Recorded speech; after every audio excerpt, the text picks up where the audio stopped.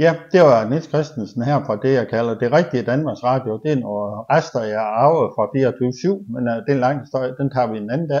Men jeg har en gæst her, Jesper Bering. Hvad er du for en fyr? Jamen, jeg hedder Jesper Bering, og jeg er faktisk, jeg er opvokset i landbruget og har arbejdet i erhvervet i mange år. Og her for knap 10 år siden, der startede jeg op selvstændigt, og i dag har jeg flere virksomheder, inden der er leverandører til erhvervet.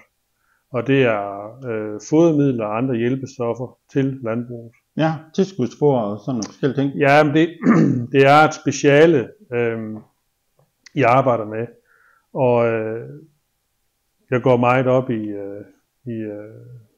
dyrevelfærd og husdyrernæring. Og et af de produkter, jeg arbejder med, det er noget ekstruderet høfrø.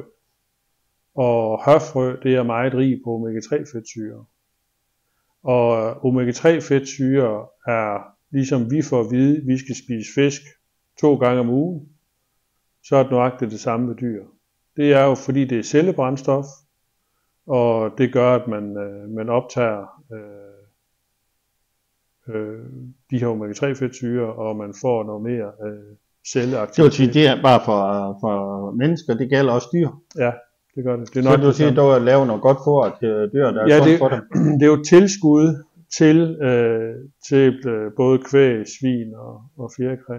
Ja. Og produktet er ikke, det er jo ikke noget, der er nyopfundet her, men det har rigtig meget videnskabelig dokumentation bagved sig. Ja.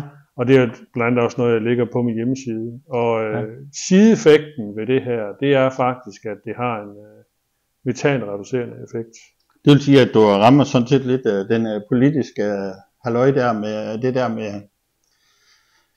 Ja, det er jo så noget af min kæphest. Du sagde før, at du vil snakke så meget politik. Det er jo før vi startede, men det vil jeg gerne snakke politik. Det undgår du nok af. Så det var det. Men altså, det er jo det der Bovar og det metanhæmmer. Og så har vi over CO2-snak. Men det er jo noget med, at de mener, der er nogle af de kloge i København, der de mener, at CO2 det er farligt. Det mener sig. Men det her, det er en sådan del af det her. Men det er jo derfor, du har startet, eller hvordan er det startet? Nej, det er det ikke. Baggrunden for, at jeg startede med det her, det er faktisk helt tilbage i 2009-10 stykker, hvor jeg begyndte at stifte kendskab med det her. Fordi jeg arbejdede med at øge fodereffektiviteten ved malkekøer. Og det er jo ligesom den her tanke, nu er jeg selv fra landbruget, jeg er jo selv 8. generation, så har jeg jo tænkt meget over, jamen, hvordan kan vi få mere ud af mindre? Det er svært at bare lige at trække noget op af hatten. Så der har jeg kigget rigtig mange år på, hvordan det kan lade sig gøre. Altså, hvordan kan man simpelthen øge effektiviteten? Fordi der er noget at hente. Og så der startede jeg faktisk med at arbejde med det her, og stiftede kendskab til det. Og så er det jo bare gået, hak i hak. Og det vil sige effektiviteten simpelthen på mælkekvæg og blandt andet? Ja, men den bliver forøget. Du øger fodereffektiviteten. Og det er jo fordi, du fodrer med de her omega-3 fedtsyrer, der gør, at du får en højere fodereffektivitet og en højere proteineffektivitet. Og uden vi skal sidde her og gå for langt ned i fysiologien, så det der sker ved hvis vi tager en ko med en stor vom, det er jo mere effektivitet der er, du kan trække ud af det foder du tildeler, jamen jo bedre, jo mere overskud. Totaløkonomien. Ja, jo mere er der både til sundhed, velfærd og selvfølgelig mælk og fedtprocent. Og det er jo det, altså det er jo, hvis du kan øge det med en lille procentandel, jamen det betyder rigtig meget. Det er jo overskud. Ja, det er overskud. Og det kan man sige, det er der, hvor jeg så kommer ind. Ja, effektivisering af landbrugsdriften, sådan set, siden. Lige præcis, med en meget lille del, og det er jo en anden vej at gå. Men altså, nu er det jo sundhed og velfærd, at produktet også er meget, meget veldokumenteret på. Og der er jo et hav af videnskab, og sideeffekten er så, at det har den metanreducerende effekt. Og det er fordi, jamen hvis du øger fodereffektiviteten ved en ko, jamen så sænker du metanproduktionen. Og det er jo lidt ligesom jamen hvis vi ikke havde haft en ko at kigge på, jamen så havde vi heller ikke haft et biogasanlæg der. Fordi det er jo et biogasanlæg, det er sådan set en ko, der er vendt 180 grader, fordi den skal jo gas så meget som muligt. Ja. Og det er jo ikke det, vi vil have en ko til. Nej. Fordi gas, det er jo tabt energi ved en ko. Ja, det er. Ja, men modsat ved et biogas. Ja, det er det. Så det er der, hvor vi siger, jamen altså, ligegyldigt hvilken fodring du kører, jamen så kan du gå ind og tildele det her. Det er så lidt der er ikke 2 besætninger, der er ens. Men du kan gå ind og øge foderaktiviteten, og dermed jamen, så giver det jo så et afkast i altså bedre mave, bedre foderaktivitet. Ja. Og det giver jo udslag i jamen, det kan være en bedre. I den sidste ende, så når man kommer over til revisoren, så er der bundlinjen lidt bedre. Det er den, ja. Og det er vidt forskellige. Jeg kan jo ikke sådan sidde og sige, at du får en højere ydelse med det samme. Fordi når du går ind og arbejder med det her, så påvirker det laveste parameter først. Det er det samme, hvis du skal være olympisk atlet. Så skal man jo starte et sted. Så skal man sige, jamen, er det ens ernæring, eller er det ens løbesko, eller er det ens interesse i den sportsgren, man nu dyrker. Så man skal jo starte et sted. Så der er ikke noget quick fix med det her, når det også er dyr, vi har med at gøre. Og det er så, det er jo det, at jeg har specialiseret mig indenfor, og det leverer vi både ud til grovere virksomheder, og så den største del af det direkte ud i landbruget. Ja, det kan man sige. Ja. Jamen det er jo sådan en branche, der sådan, jeg kender kun lidt til hende, altså de er godt nok fra landet og sådan nogle, så jeg laver alt muligt andre ting med. Men altså landbrug, det er jo kernen i Danmark. Også, vi har det der fine kort der bagved, det er elgammelt, men jeg kan godt lade være med at lade hænge der. Men altså det er jo, Danmark er jo landbrug, det er jo det vi er. Men det er jo lige til at lave om på. Hvad mener du om det? Ja, men det er jo så ja, det skal være mindre. Det skal det jo. Og det er jo så det er der jo mange holdninger til. Jeg forsøger jo at komme med noget, der er en simpel og effektiv løsning. Ja. Og det er jo naturligt. Jeg har jo både til konventionel og økologi. Så det er ikke noget med, at det kun er konventionelt. Nej. Og vi kan jo se, at det virker, fordi at vi har også et system, hvor vi kan sandsynliggøre reduktionen via mælkeprøver. Ja. Men det er jo noget, at der er politisk interesse for, at der skal være det skal se anderledes ud. Ja. Og det er jo dem, der har nøglerne, det er dem, der har det sidste ord, skulle have sagt, og så kan vi sige, at vi kan være enige eller uenige, men vi må sige, at det er jo, hvis det er den vej, der går, så er det sådan set, så må jeg sige, at så skal man også sørge for at gennemføre de ændringer på en pæn og ordentlig måde. Ja.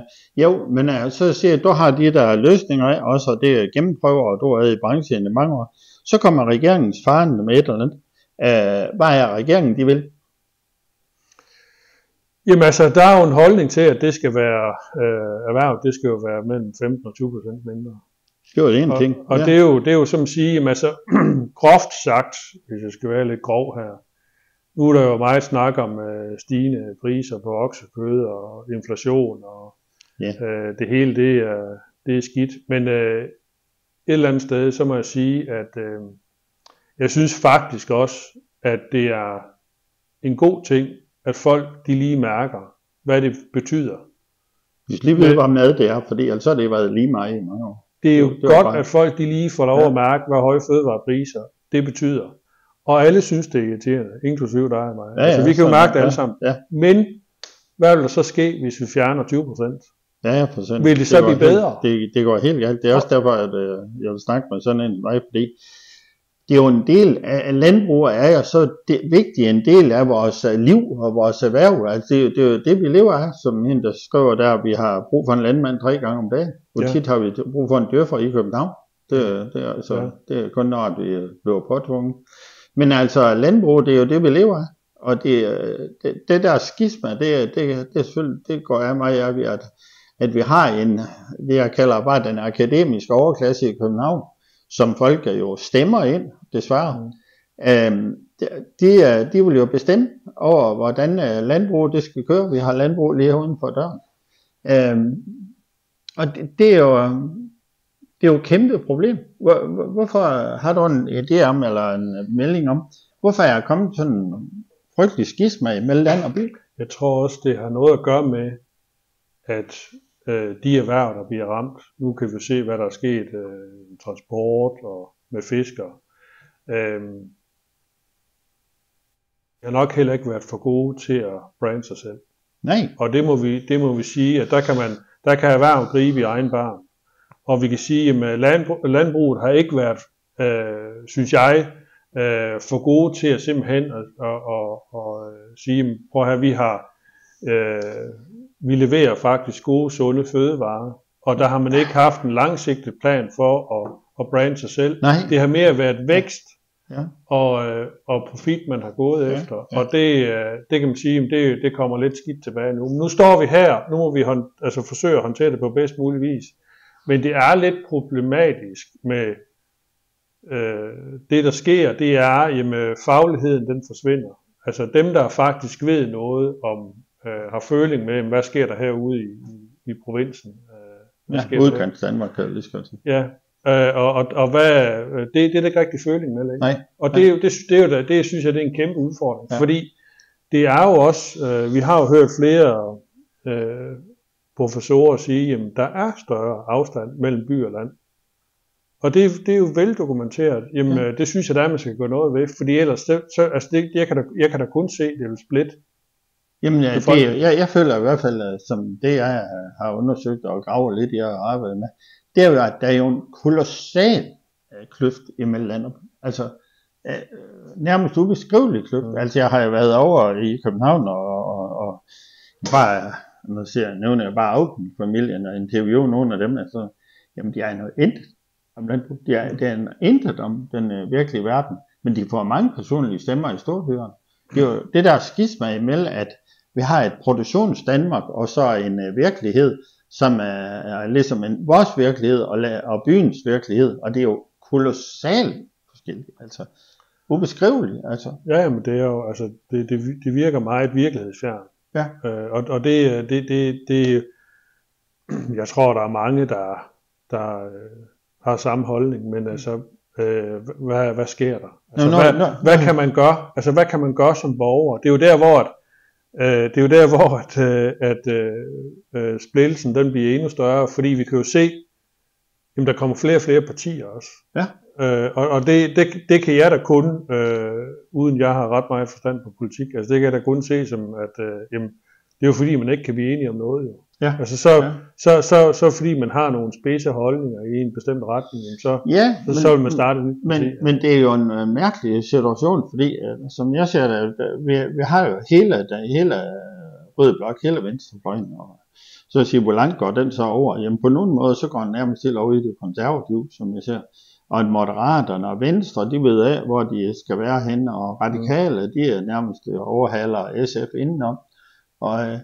Og hele det der spil der, det gør jo så sidder de og diskuterer voldsomt, hvorfor oksekød og rundt 100 kroner per kilo og sådan.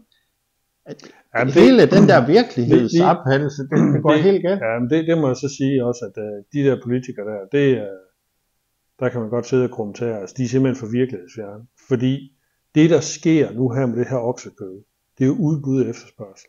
Det er jo ikke fordi, at landmanden tager mere for det. Det er udbud og efterspørgsel. Det der er sket meget i Sydeuropa, det er, at rigtig mange er blevet ramt af den her blue tongue virus. Og nu var der jo blandt andet herunder de sidste Tour de France, der var der jo en rute, der blev kortet ned med 30 km. Fordi at det område, de kører igennem, de var blevet meget hårdt ramt af en kvægsygdom, sagde man bare, og det var blue tongue. Og det gør bare rundt om i Europa, at når der er færre malkekøer, så er der også færre kalve. Ja. Og når de bliver slået ned, jamen så kan man sige, at hvis udbuddet, eller hvis efterspørgselen ikke følger med ned, jamen så stiger prisen. Ja. Og det er det, der er sket på mælk, og det er det, der er sket på kød, og det er også derfor, at priserne er, som de er. Jamen, jeg siger ikke, det er det eneste, der er årsag, men det er jo bare en indikation på, at det kan godt være, at man rent politisk man kigger mere på bønnespirer som en god spise, end man kigger på oksekød.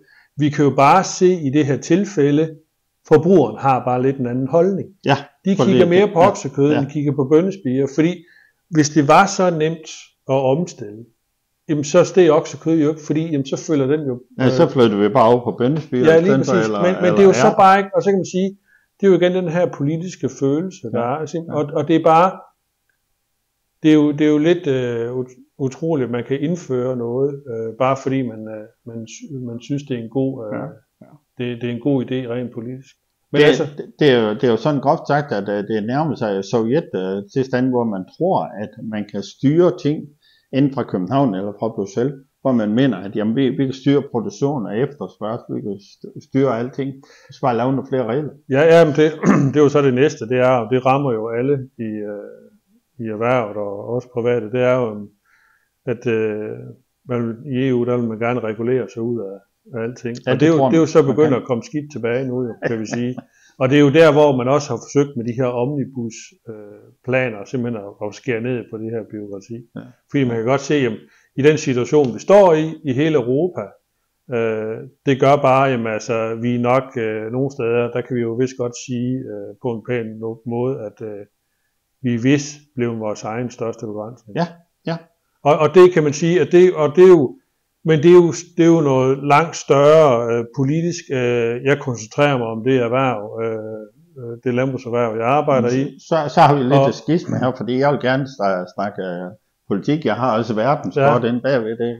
Men det kan jo, det hjælper bare ikke rigtig noget, vi snakker om, fordi vi kan ikke gøre noget ved det alligevel. Ja, jeg tror faktisk, at det nu sender vi ord ud i æteren her på en eller anden måde. Og vi får så fortalt vores mening her fra udkants Danmark, og du fra foderstof og tilskudsindustrien, eller til, hvad vil du kalde det, en industri? Jamen det er jo grovvejen. Grovvejindustri. Ja, det er grovvejen, og så er det jo fodermidler og hjælpestoffer til landbruget, det arbejder med. Ja. Og jeg prøver at arbejde med information om, hvad vi kan gøre ved det her samfund, fordi vi drukner i bureaukrati, og vi drukner i regelsætning, og det som du sagde før, EU, det er vores værste fjende, og det er vores egen værste fjende. Det er i hvert fald blevet en klods om benen, og vi kan se nu også, hvad der sker, at nu er vi jo derhenne, hvor at det monster, det er blevet så stor, at politiske ministre skal have yderligere beføjelser, så de kan køre hen over nogle regler, så de kan få noget gennemført. Og så kan man sige, det kunne være, at vi har nået et mætningspunkt. Men det er jo så bare, det kan vi jo så ikke gøre. Ja, altså, og du taler om Troels Lund Poulsen. Det er jo så forsvaret, der har fået lidt ekstra beføjelser der. Men altså, det skal jeg ikke jeg synes jo, det er fantastisk, at vi har så meget bureaukrati, at vi kan ikke lave en patron i Danmark. Kan vi så meget som lave skovlblad af stål? Nej. Kan vi lave blad til en Stanley-kniv? Nej, det er stål. Det kan vi gøre noget, ja. Kan vi lave et plovskær? Nej, det kan vi ikke. Det får vi lavet i udlandet også. Jamen, altså, at vi har byråkratiseret og sådan også inden for energisektoren, og det skal være sol og vind det hele. Vi kan lave stål. Vi må arbejde med kulstof. Vi må arbejde med at støbe, eller jo, vi må godt støbe, men vi må lave stål. Jamen, det er jo bare blevet sådan, at der er nogle, der bliver lavet mange forskellige ting i Danmark. Og støbt? Vi er også gode til det. Og det må man sige, men det er bare blevet sådan en specialvare, fordi dem kan de køre ud i tusindvis. Ja. Og så kan man sige, det der også, altså hvis man kigger sådan fremad, det vi også, og nu også med hensyn til landbrugserhverv, det er jo, at jeg tror, at det her globalisering, det inden for 7-8 år, der ser det meget, meget anderledes ud. Hvad tror du, går opad eller nedad? Nej, men det vil gå nedad, fordi globalisering, det er bare ikke det samme længere, fordi der er jo nogen vi ikke kan handle med. på samme måde. Altså du kan se, jamen nu er det, der er sket også med sanktioner på kryds og tværs. Og uenigheden, de vokser bare. Og nu kan du se med det her forsvar, jamen nu skal man købe noget, der har de israelske flag på. Ikke? Er det noget, man skal... Det er forfærdeligt. Ja, skal vi købe det bedste, eller skal vi købe den næstbedste? Fordi at det bedste, det har israelsk flag på, jamen det er jo latterligt. Altså, men det skal ikke, altså det der, det er jo noget, det er jo også politik. Den bedste kampvogn, eller pansermandskabsvogn, som også kan forsvare sig selv, sådan noget, den er absolut israelsk. Ja. Det er den allerbedste vare, vi køber i hele verden, fordi det styrer på, hvad de laver. Det er muligt. Og så, jamen, det har jeg styr på, det vil jeg sige, og I kan bare google den og se den på YouTube. Ja. Jeg vil nævne navnet her. Men det gør, hvis når den her globalisering, det ændrer sig, og det vil det gøre, fordi det er jo ikke kun noget med Danmark at gøre, det er jo fordi også, at befolkningstallet i både i Tyskland og i Kina i stilletid, det bliver væsentligt mindre. Altså der bliver simpelthen ikke født nok børn. Og det kan man sige, når man ved det nu, jamen det kan jo kun komme skidt tilbage. Med mindre vi skal sige, at vi er gode til at bygge nogle robotter, der kan hjælpe, i stedet for kineserne, de er jo automatiseret med robotter, som gale, de har bilfabrikker, der kører mennesker. Men det er jo også den vej, det går. Men vi skal bare lige, man skal også erkende, at det er den vej, der går, og sige, jamen, så skal man jo også indstille sig langsigtet i EU på at sige, prøv her, vi skal kigge i en anden retning, end at sige, at vi skal stadigvæk samle biler med 2 hænder. Ja. Og det kan bare ikke gå. Nej, men altså, så kan man sige, hvem skal tage den beslutning at sige,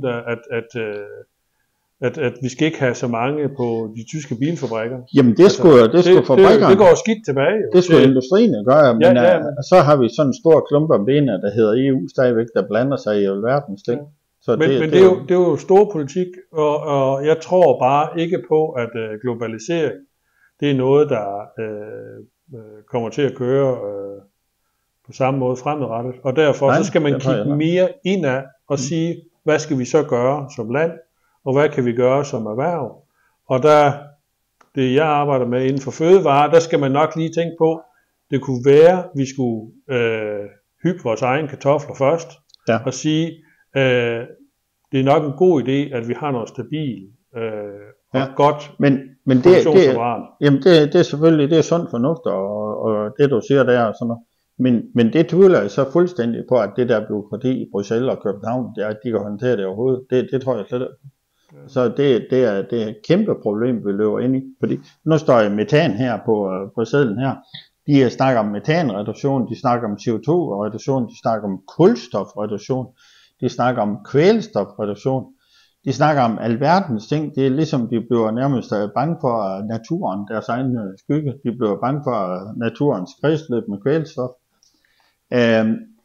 Det er jo så oven på det, så for at ligesom gå over alt det, så laver de en lov, der hedder, eller en stor organisation, der hedder Grøn Trepart. Og det er jo endnu mere grus i vores egen maskineri. Det vil sige, at Grøn Trepart, de snakker om endda at reducere landbruget med helt op til 35%, eller hvor det er hektarerne, de vil reducere. Nej, men det ligger jo mellem 15 og 20%. Det er jo det sidste. Men altså, det kan jo ikke, altså med det, der ligger fremme, og de ambitioner, der er. Der er jo meget snak om, at det er frivilligt, men det er en bunden opgave. Altså, det er jo 2 ting, der ikke hænger sammen. Nej, det hænger sammen. Og det kan ikke, sådan som det ser ud nu, jamen, det kan simpelthen ikke gennemføres på det der ambitionsniveau. Og de vil tage 13.400 tons kvælstof ud af kredsløbet, som er en naturlig kredsløb. Hvis vi har hvede eller korn på en mark, så skal den bruge noget kvælstof, og det leverer den tilbage, og det er naturens kredsløb. Men det kan heller ikke lade sig gøre. Det kan heller ikke lade sig gøre. Altså man skal starte med for eksempel at rense vores spildevand. Ja. Fordi der går rigtig meget urenset spildevand ud i de danske kystvande. Urenset spildevand? Hvad er det? Det er jeg nødt til at vide. Er det sådan en mellemkop eller sådan? Jamen, det er jo faktisk... Der er urenset spildevand. Det er lort, pis og papir. Det er pis, lort og papir og hormoner. Det er alt, hvad der går igennem et afløb. Ja. Og det kan man sige, det er en tynd flydende gylde, der går ud. Og når der er overløb eller store regnskyl, eller mindre regnskyl, så kommer der de her overløb. Ja, så løber det ud i naturen. Og overløben, den har man, det er et estimater, man kører på mange steder, fordi man ikke engang flowmåler på. Nej. Så man er ikke engang klar over, hvor meget der kommer ud. Og det er jo sådan noget der med, og det der så kommer ud til det danske kystvande, jamen det er jo så nemt at sige, at det er jo også landbrugets skyld. Ja. Men jeg vil sige, at der er ikke nogen i dette land, der giver et gram kvælstof for meget, fordi det koster penge. Og derfor så skal man kan jo starte med at kigge på, hvor meget kvælstof der er i det drænvand, der kommer ud, og den er virkelig, virkelig lav. Drænvand er skråstreg overløbsvand, det kunne man jo tage mål på i stedet for, og det er jo noget, der man har diskuteret næsten så længe jeg kan huske tilbage. Ja. Aarhus Universitet har jo sagt, ja, men vi ved bedst, og vi ved bedst, men de måler bare på drænvand. Men det er jo en kæmpe ting også, men det igen, min KPS, det er jo, vi har et centralistisk system, vi har en akademisk overklasse, der sidder i København, vi kan lige se København her, som det er lige nu, men den akademiske overklasse, der tror, at de kan styre kvælstofkredsløbet i naturen, de tror, de kan styre fosforkredsløbet, de tror, de kan styre alting ved blandt andet at regulere landbrug, så kom de med den der kæmpe store pakke, der hedder trepartsforhandlinger, 60 milliarder og er 1200 ansat, de har i afdelingen allerede nu. Det er fuldstændig... Det tror jeg, det er ved at være gammelt tal, men det er i hvert fald mange. Men det er jo fordi, det er jo lige så meget for at vise noget seriøsitet, og vise, at man faktisk mener det. Det er derfor, man laver et ministerie. Men altså, at det er jo lidt udfordrende med de her overløb, der er, og det her spildevand, fordi man har ikke styr på det. Der er heller ikke en plan for at få styr på det.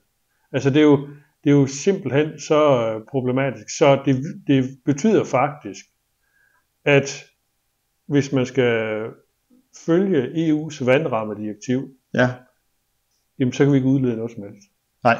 Fordi vi kan ikke håndtere det. Men det vil sige, at vi har et system, hvor man har snakket landbrug, lige så længe som jeg kan huske tilbage. Altså det er vi helt tilbage i 70'erne, hvor jeg hørte de her udsendelser. Det er bare et nemt offer. Ja, det er landbrugets skyld, fordi det siger, jeg ved snart, det var Stig Markager, og for mange år siden, jeg ved, om han er ansat stadigvæk, men det har hele tiden været landbrugets skyld, og det er de eksperter, tv-brugere, og så kommer man til, jamen nu skal vi reducere det, vi skal reducere landbrug, vi skal reducere noget, og når de reducerer, hvor var du sagde, var 20%.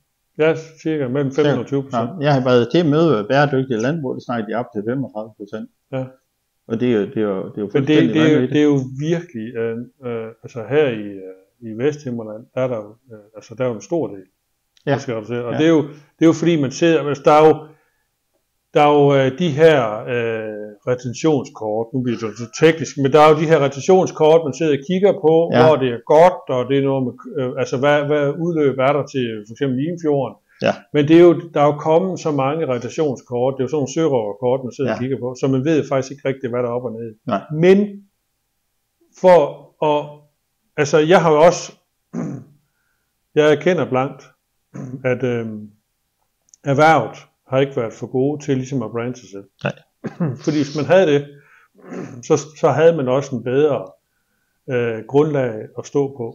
Jamen. Det jeg så har gjort i det her, det er jo udover at jeg kører rundt i landet, det er jo, at jeg besluttede mig for et par år siden at starte en podcast. Ja. Fordi at jeg møder rigtig mange fagfolk, der er også mange, der ringer til mig, og frustreret over, hvad der sker. Og så siger jeg, jamen det kommer jo ikke længere end det her telefonopkald. Så hvis de vil være med på den, så vil jeg gerne komme ud. Det skal optages, og det er også noget, det vi kan have. Det skal optages. Det skal. Og så tager jeg ud til den, og så siger jeg, ved du hvad, nu sætter vi os ned ved et køkkenbord. Så har jeg et par mikrofoner med, jeg har sættet med. Det har jeg altid med mig. Og så optager vi en podcast, og den udgiver jeg så. Og det er jo De Grønne Sider. Og den har kørt, jeg startede for 2 år siden, men den har været online de sidste 1,5 år.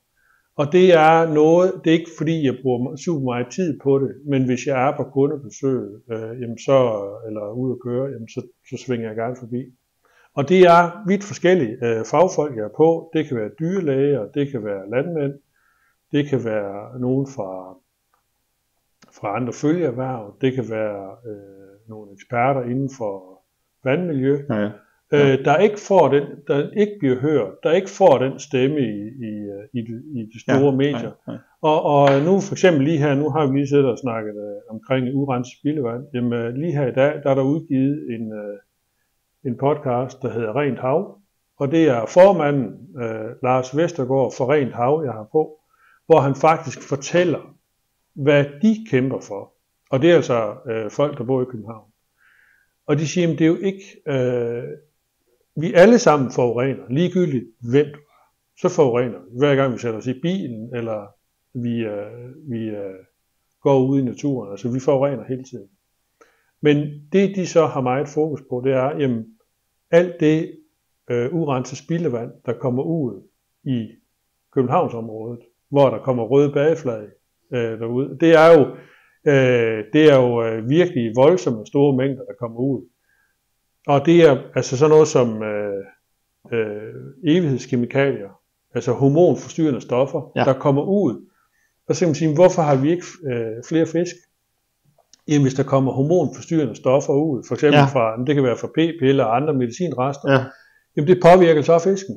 Og så jager de som fisken væk. Børn, så. Nej, og det kan man sige, der arbejder de på at få meget fokus på det her. For de siger jo, jamen for eksempel i Schweiz, jamen der kan man jo rense sit spildevand 95%, inden man lukker det ud. Så det kan jo lade sig gøre. Det kan lade sig gøre, det er spørgsmål. Men de har jo heller ikke noget kystvand at lukke ud. Nej, det er sgu nødt til. Så de renser deres spildevand. Og det de arbejder rigtig meget på, det er jo at få spildevand til sildevand. Så det er rigtig rent vand. Og nu bare et eksempel fra for eksempel Gentofte. Der jeg tror det er 75.000 indbyggere, der er derovre. De har jo ikke noget rensningsanlæg. Men de har et rør ud i Øresund på 1,6 meter i diameter, der pumper over 2 millioner kubikmeter spildevand ud i Øresund. 2 millioner kubikmeter ud i Øresund fra Gentofte. Jamen det er da sådan en fin, det er sådan den pæne kvarter er. Sådan det er det er jo grunden til, at de ikke har spildevands eller rensningsanlæg, altså de kan jo betale for ikke at have det.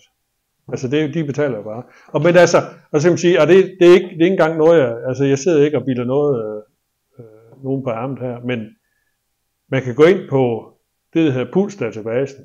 Puls-databasen. Og så lige over til venstre, der kan man vælge overløb, og så kan man klikke der, og så kan man faktisk se alle overløb i hele Danmark. Og der kan man jo gå ind og se, hvad der er estimeret af overløb. Og det er jo der er i hvert fald et sted at starte. Men det koster simpelthen så mange penge. Men det vil sige, at man har de fine kvarterer, de dyre kvarterer rundt omkring København, de pumper bare ud i Øresund, og så laver man lov og regler inde i ministeriet og siger, vi skal reducere landbrug med 20%. Vi skal have grøn trepart, og vi skal have hele ministeriet med det, og vi skal styre kvælstof, og vi skal dit og dat og sådan noget. Men i den sidste ende, så store byerne der. Altså det jeg kan sige med sikkerhed, som vi også, altså nu har jeg haft flere på i min podcast, omkring det her overløb og spildevand, og hvad der ellers er af bekvemmeligheder, der kommer ud. En ting, der er helt sikkert, det er, hvis vi reducerer landbruget med 20% eller 100%, det får de danske kystvande det ikke bedre af, fordi forureningen vil fortsætte, hvis vi ikke vil håndtere det. Hvis vi slår dansk landbrug, det sagt i jorden i morgen, det vil ændre det mindste på vores jord, overhovedet, eller vores kystvande. Og nu for eksempel sådan noget som gamle depoter fra 2. verdenskrig med sprængstoffer og miner og sådan noget, man har dumpet ekstremt meget ude i havet. Det ligger jo nu og også afgasser. De afgiver. Og det er blandt andet, jamen det oxiderer jo, og det er jo stål, og det optager jo ilt, når det ruster, der med iltsvind. Og de sprængstoffer, der er, når de går i forbindelse med saltvand, jamen så frigiver de kvælstof. Det er jo så heller ikke landbrugets skyld, jeg kan sige der. Og det er jo... Jamen, ved du hvad, det tror jeg, at de fleste, de ved i hvert fald, af dem, der lytter til det her. Men jeg vil også gerne have politisk budskab på, fordi jeg siger, det er jo et kæmpe problem. Vi kan sidde her og blive enige om, og ham den forrige, der var her, han var også, det er vi helt enige om.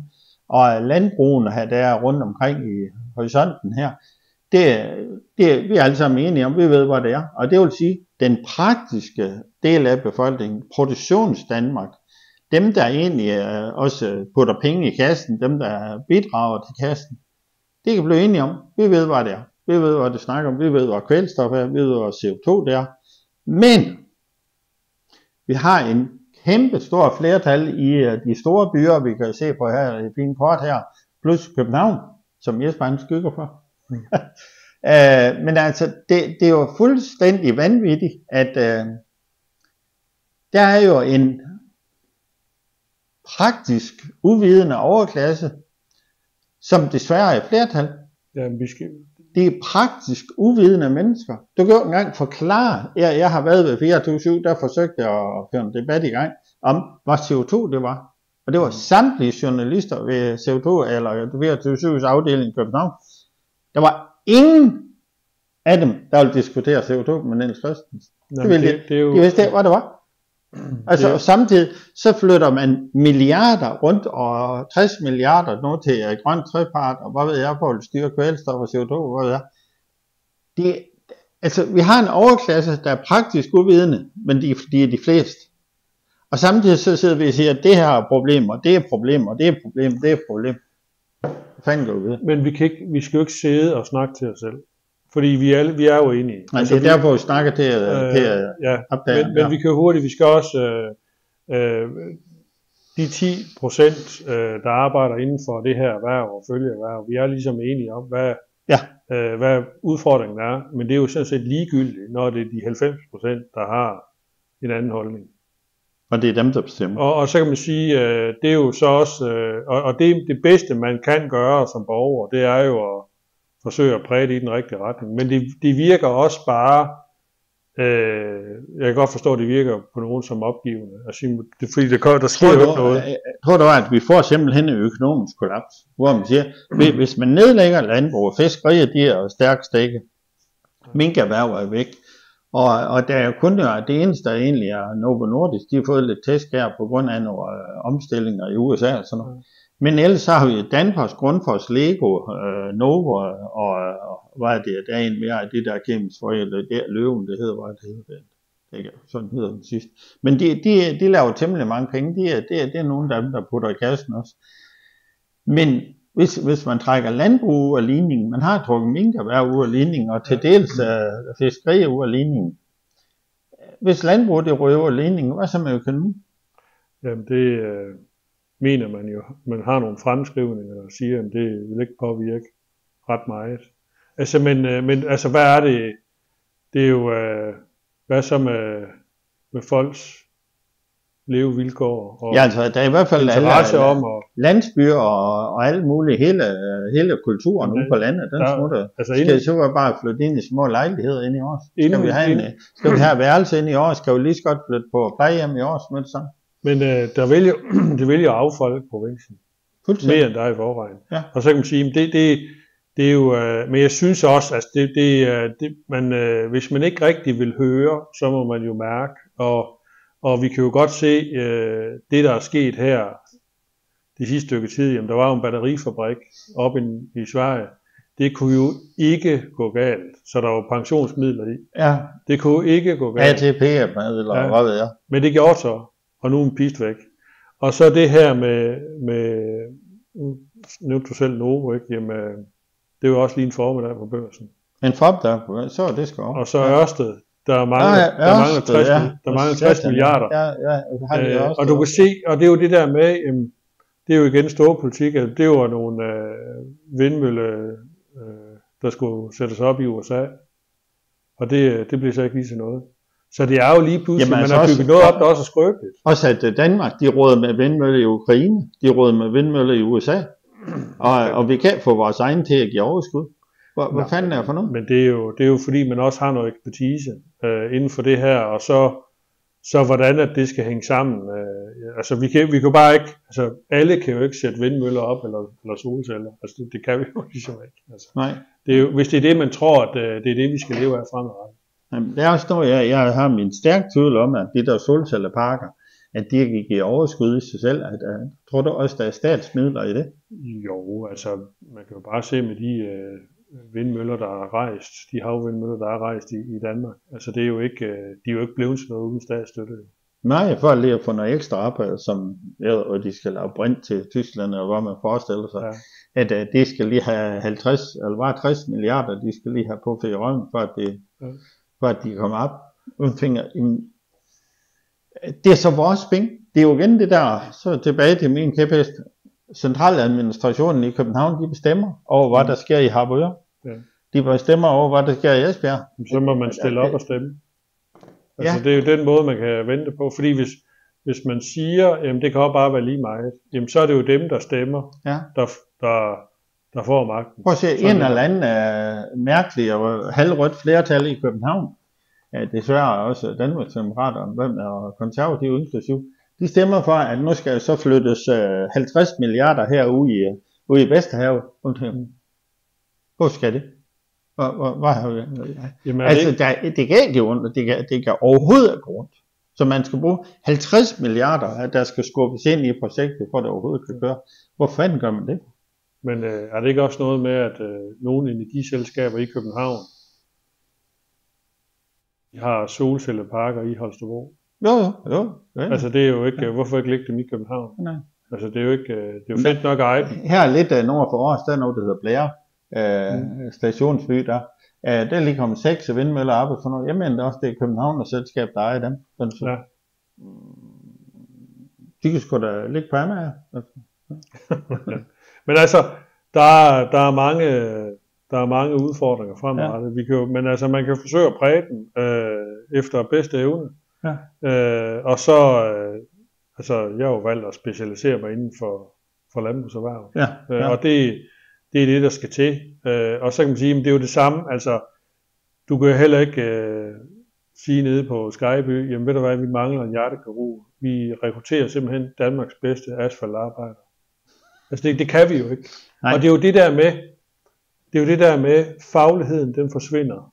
Jo. Og det er jo det, jeg også siger til mange mennesker, også så man kan forstå det er, vil vi alle sammen ikke behandles af den bedste læge?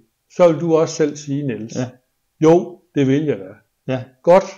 Det vil sige, at du vil ikke gå på kompromis med fagligheden. Nej, det vil du ikke. Men hvad er det, man er i gang med at gøre? På mange af de beslutninger, man tager. Det er jo lige præcis at gå på kompromis med fagligheden. Og det er jo det, jeg forsøger at holde fast i med det, jeg laver. Men det er i hvert fald ufagligt at sige, at vi propper lige 50 milliarder ekstra ud i Vesterhavet, fordi så kan jeg måske ikke rundt. Ja. Men det er jo ufagligt, som bare pokker. Også. Men jeg vil også sige, når du siger med lægens asfaltarbejderen. I København, der har vi vores kære folketing. Og dem, der tager beslutninger derovre, det er jo praktisk ubegavede mennesker, som er stød på lidt og kan på lidt, og hvad de hedder. Altså. Et eller andet, hvad de har studeret. Der er en mere, jeg kan huske. Der er også rigtig mange af derovre. Og det er nogle mennesker, som aldrig nogensinde har været på arbejde, men de administrerer 100 milliarder, 1000 milliarder, 1500 milliarder, det administrerer de. Og det gør de, det er vores penge, men de administrerer ud fra, pænt sagt, faglig uvidenhed. Ja, men altså, det er også rigtigt. Det er alvorligt. Men altså, nu kan du se her, valgkampen, den er gået i gang. Ja. Og den kører hele vejen igennem, indtil vi afslutter det folketingsvalg. Ja, du skal have mindre strøm, altså indtil valgkampen er over. Ja, men det er jo det der eller mindre altså, det der er godt i gang, jamen, det er jo de her overgangsrunde til kommunalvalg. Og det er jo ikke sådan, man tænker, hold op, det er simpelthen nogle fede beslutninger, der bliver taget. Og det er jo, altså vi ved jo godt, det er ren og skær varm luft. Det er varm luft, ja. I stedet for at faktisk tage fat om det ved nældens rod. Ja. Og det, der kommer til at ske, jamen, det er jo, det kommer til at glide over i et folketingsvalg, og så går der, når den ene valgkamp den er afsluttet, så er den anden. Ja, så kører overbudspolitik på landsvalg. Ja, og det er jo bare, altså, jeg kan jo bare sidde og se på, hvad fremmer det. Altså, jeg giver faktisk ikke engang at høre på. Nej. Fordi det er simpelthen, det er jo det der med, hvor fagligheden er inde. Jamen, så er vi tilbage ved lægen. Ja. Altså, jeg tænker, hvor her bevares. Men vi har jo omskrevet, vi har jo asfaltarbejdere, der bestemmer, om vi skal have vindmøller Vi har stød på liter, fordi der er mange af dem, de engang gjort færdigt. Man kan stød på lit, som bestemmer, at vi skal have vindmøller der, og nu skal skovene fældes, og nu skal vi have grøn omstilling der.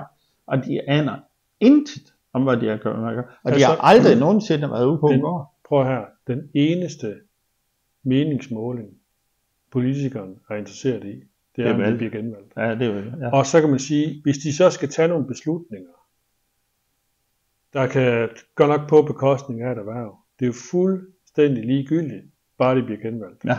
Ja.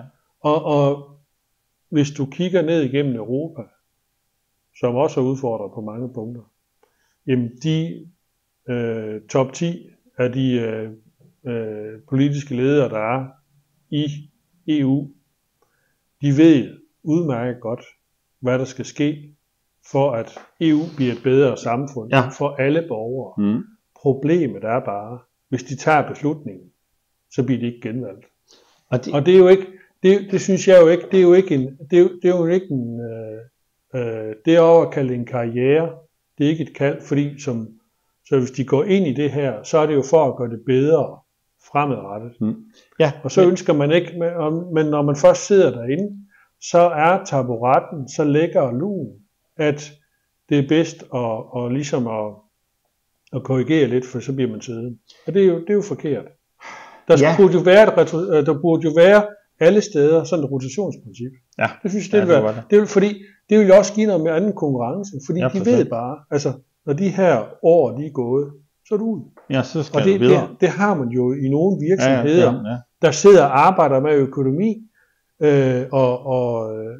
altså større investeringer, fordi at det er en ærlig sag, at man sidder med det her, men vi skal skifte ud i toppen efter 2 eller 3 år, for simpelthen for at sikre os, at man ikke lader sig præge, eller nogle beslutninger bliver drejet i en vis retning, fordi nogle beslutninger, de tager 2-3 år at få igennem. Det vil sige, når det er igennem, det er afsluttet, jamen så er du også igennem, og så tager vi en ny ind.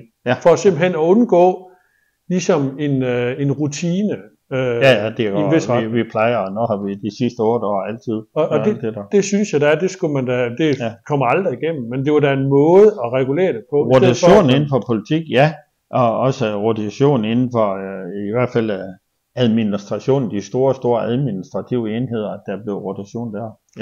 Og at der blev krav om, for at du kommer ind i politik, det er en af de få gør, det er Bøje, der kræver det, for at du kommer ind i politik, så skal der 10 års erhvervsvej. Det er da fair nok. Det sparker, det vil komme til at gøre noget. Fordi hvis man er erhvervsvej, jeg skal lige også have nævnt, at jeg ved, om de kører med stadigvæk for nogle år siden, det gør Schweiz med det princip, for at blive minister i Schweiz, så skulle man have arbejde. I det private erhvervsliv. Du skulle have en stilling, altså at der var sådan nogle, man skulle kunne afgive timer til der, men de holder kun møder 2 måneder om året. Resten af tiden der er du på arbejde. Og så alle væsentlige beslutninger, de foregår ude i landet. Det er fandme interessant. Men altså, de er cirka 2,8 gange så rige, som vi er per capita, og de lever cirka 10 år længe. Men jeg må da også sige, når man sidder med sådan noget her, og sådan nogle specialer her, jeg synes ikke, alle politikere, de er lige lydhøre overfor at sige, prøv her, tag det og brug det, hvis du gerne vil, men det her, det peger i en forkert retning. Det er bare et godt råd. Det lytter man ikke til. Nej. Det er som om, at det er for langt væk. Og det synes jeg godt nok, fordi det er simpelthen at miste også de lokale, og det er en forkert retning, i stedet for at være mere ydmyg og sige, ved du hvad, jeg vil egentlig gerne lige drikke en kop kaffe med dig og sige, hvordan hænger det her egentlig sammen?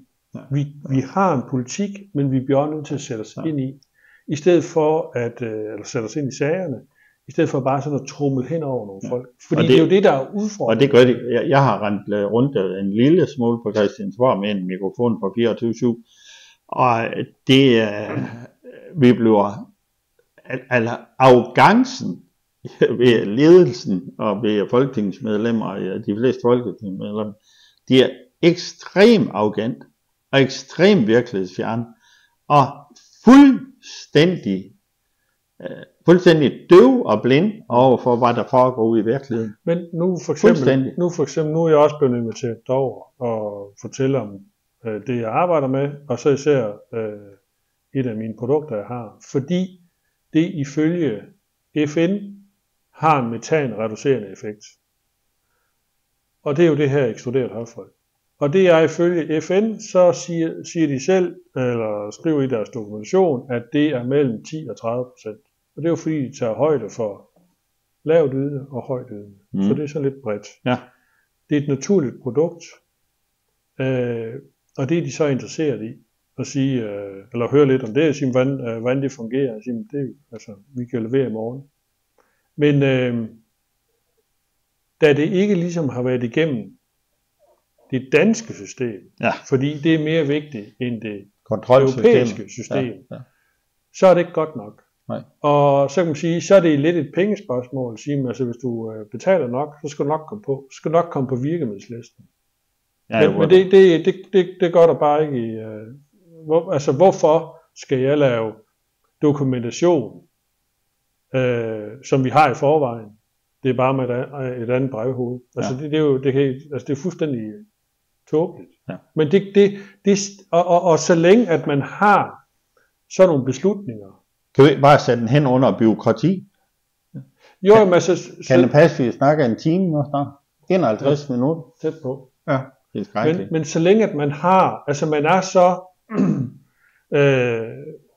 har så meget fokus på at servicere sit eget system, jamen så kommer vi jo ikke videre. Nej. Det er jo ligegyldigt, hvad det er, vi arbejder med. Om så det var forsvar, eller vindmøller, eller solceller. Altså hvis der er noget, der siger, at det er godt nok i EU, men de lokale lande, jamen det er fint, nu har vi ligesom vores eget filter, det skal igennem, der skal serviceres, før vi ligesom kan vippe med cigaren. Ja. Det er jo problematisk, fordi vi er alle sammen i den europæiske union, men det er bare ikke godt nok, når det kommer et stykke.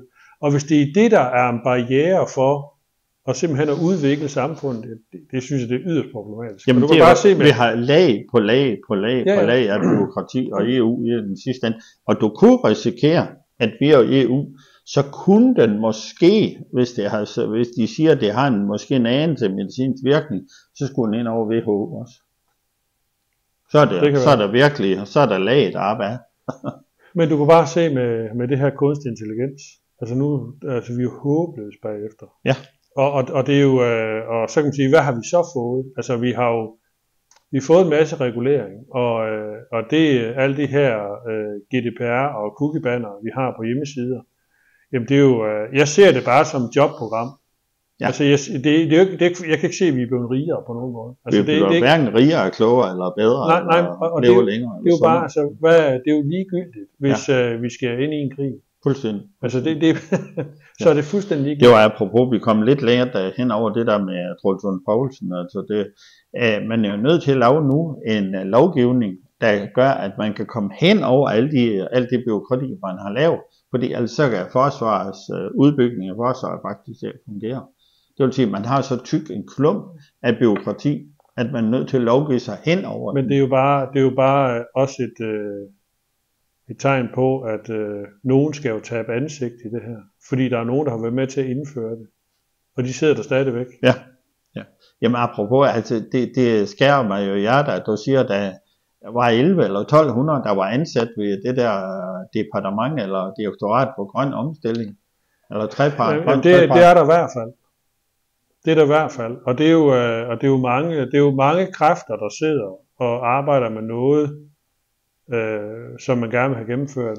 Og som er i den grad en kæp i hjulet på hvad der foregår i Danmark. Men det er fuldstændig latterligt. Bare som eksempel, hvis man skal udtage den her mark, der er foran os. Ja. Normalvis, hvis det skal udtages som vådområde, så tager det som tommelfingerregel mellem 5 og 7 år. Hvordan skal man så gennemføre det hele over landet på 2? Nej. Det kan jeg bare ikke se, at det kan lade sig gøre. Og 5 år efter minkskandalen, så er de ikke engang færdige med at behandle minksagerne, og det har du jo også lavet din egen podcast om. Som, der er nogen, der ikke engang har fået betaling. Som I bør høre Jesper Bærings podcast angående mink også. Det er fuldstændig. Og det vil sige, at vores byråkrati, vores samfund, det kan overhovedet håndtere den sump af den der sværm af nye regler, der kommer ind over os hele tiden. Vi kan ikke engang håndtere de regler, vi har.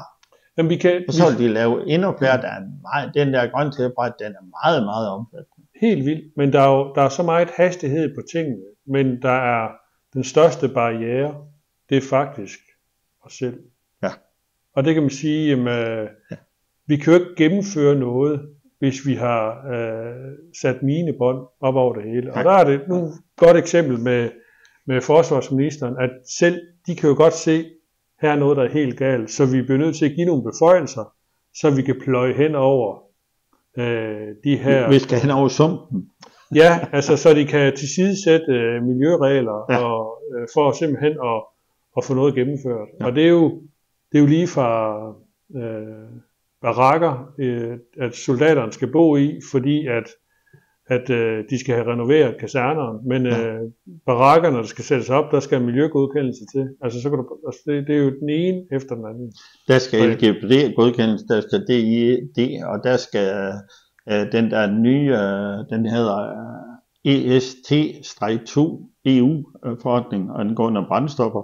Ja. Den skal også ind over. Så skal almindelige landsugende godkendelser, og kan du komme i tanke om flere? Der haver godkendelser, der skal hjem. Alle de der bogstavforkortelser, det er fuldstændig vanvittigt, at de skal igennem.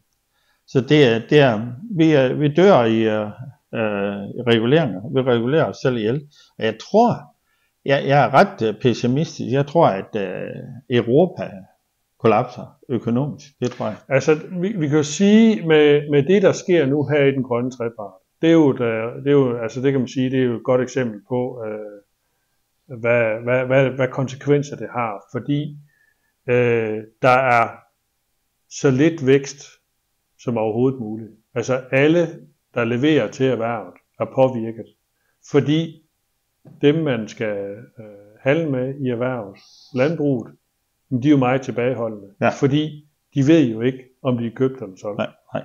Og hvad er de, hvis de er købt, hvad er de så købt til? Ja.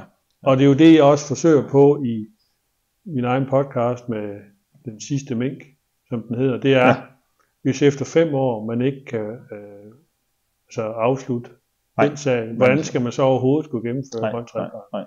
Noget skal der ske. Altså prøv at det vi skal, landbruget skal også følge med, og vi skal også, det skal også gå i en anden retning, men skal man ikke starte med at gøre det med sund fornuft? Ja. Men altså hvis Danmark, hvis landbruget de nok fik lov at bare konkurrere frit på markedet også, så er det nok også en masse, der vil gå ned af os, men der vil ske en innovation, som er helt fuldstændig fantastisk. Og det vil sige, hvis vi kunne bypasse i Bruxelles og København. Det er jo ikke fordi, man ikke vil. Altså det er jo, hvis det er det, der er den politiske vilje, fint. Jamen, så skal man bare gøre på en ordentlig måde. Der er flertal for det modsatte. Der er flertal for grøn trepart i København. Selv Venstre, Konservative og hele vejen over Moderater og hvad ved jeg, de stemmer for det. Og så har vi med et problem. Så det er det. Men skal vi runde af, fordi at når vi er tæt på en time. Jeg kan se tælleren ret godt herfra. Men 58 minutter. Ja, så det må se. Men vi må snakke igen, og så skal vi have mere over i politik. Okay. Ja.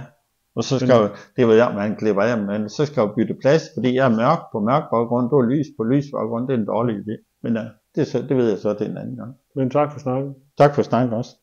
Det var Jesper Bæring og Niels Christen. Hej.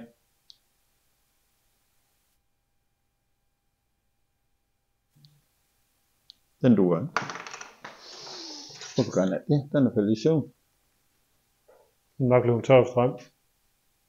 Den er helt ny.